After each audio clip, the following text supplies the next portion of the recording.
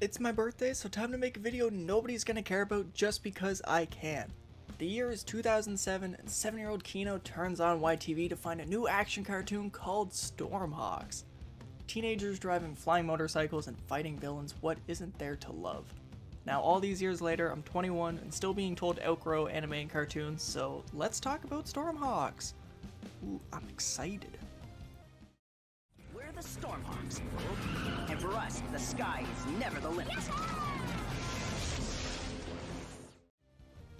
We start off with our crew doing some routine scenario training. Arrow, our main character, is playing his usual role of Sky Knight as Junko, Finn, Stork, and my first ever true love, Piper, attempt to stop him.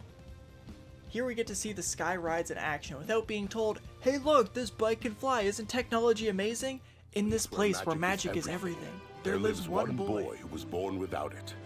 His name is Asta.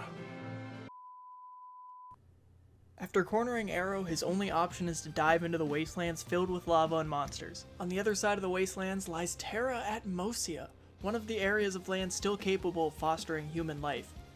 After landing, our crew head in to be officially recognized as the Sky Knight Squadron to replace the old fallen Stormhawks. Because of their age, Arrow and the others are kicked out and denied their licensing. Despite Arrow already being officially knighted, his team is just too young to be sworn in. Once outside, they meet another squadron called the Red Eagles, who quickly dismiss them before driving to the Terra's beacon tower, which houses the Aurora Stone, the most powerful crystal in all of Atmos. The Red Eagles leader Carver, which, let's face it, is a bad guy name, has taken the Aurora Stone for Master Cyclonus. Although he's a Sky Knight, he believes Cyclonia will win in the end and wants to make the best bet for his future. Arrow defeats him by showing us that Sky Knights all have a signature move, his being the Lightning Claw.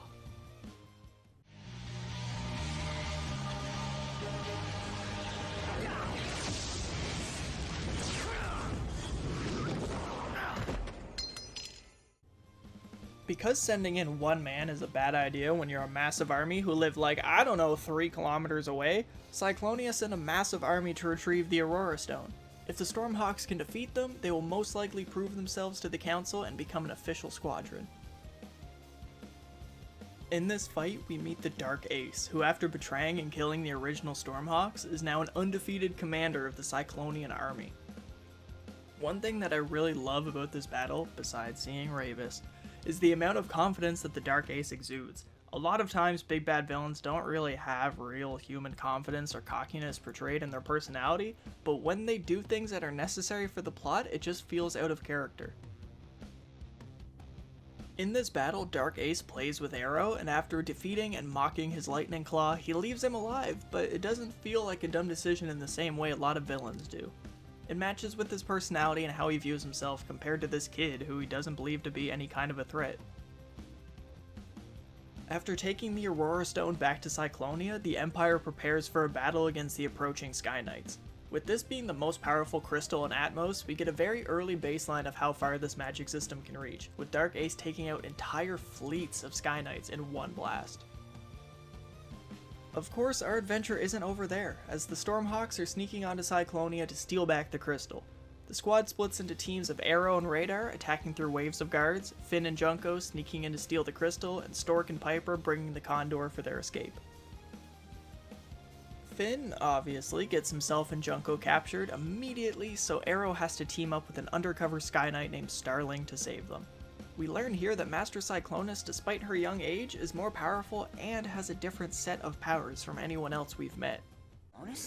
Let me guess. You're that pesky Sky Knight. Aren't you a little young? I was gonna say the same thing about you.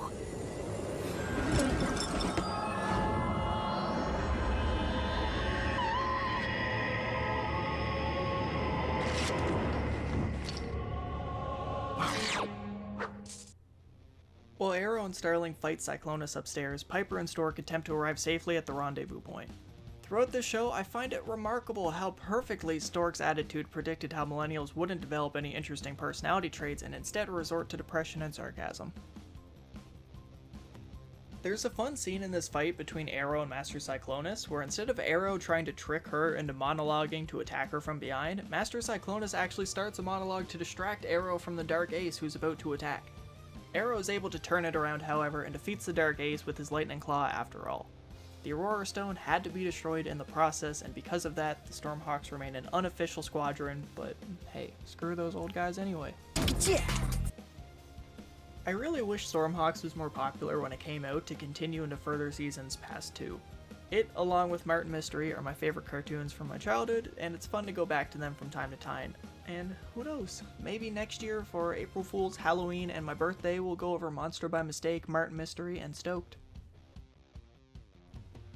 Thanks for watching. Check your screen for the Cartoon Casuals playlist and a video YouTube seems to think you'll dork out over, or just check the description for anything else you need.